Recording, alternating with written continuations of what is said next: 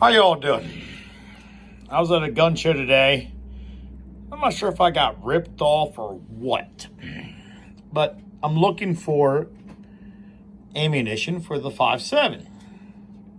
So now, this one here, this is American Eagle. I do believe it's made by Federal.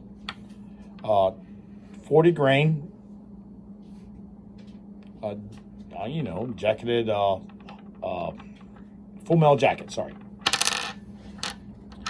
Then this one, the blue tip over here, is a 40 grain FN, which is a 40 grain VMAX Hornady.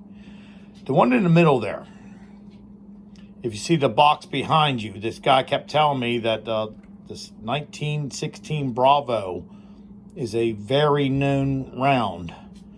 Now that looks like a round that I seen online would be a 35 grain full copper bullet.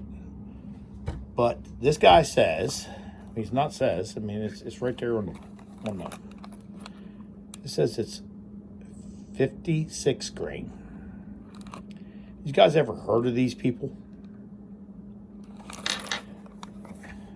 There's another bullet. No, these are extremely expensive. What I paid for these. I think I paid $29 for 20. But it's called 80 teeth. 80 teeth ammunition. Now I looked them up. They have other 5.7 ammunition, but I've never seen this 1916 Bravo. I wonder if this number means anything. Hang on. Let's SWAP 47.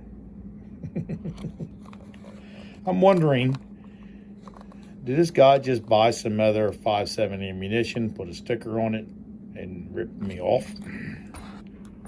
Or does this thing actually weigh 56 grain? I'm going to tell you, it feels heavier than this 40 grain. It feels a lot. It feels heavier. And then the Federals, yes, it feels heavier. Look at that projectile. That's pretty weird right there. All right. Let me know what you guys think. Have you ever heard of this ammo before?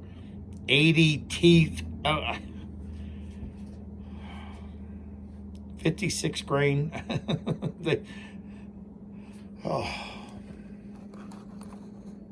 1916 Bravo. It sounds cool, doesn't it? I guess. All right. God bless. Let me know what you guys think. And now it does fit in the magazine. So it does look like it's extremely long, but it's not. It does fit in this 5.7. It does fit.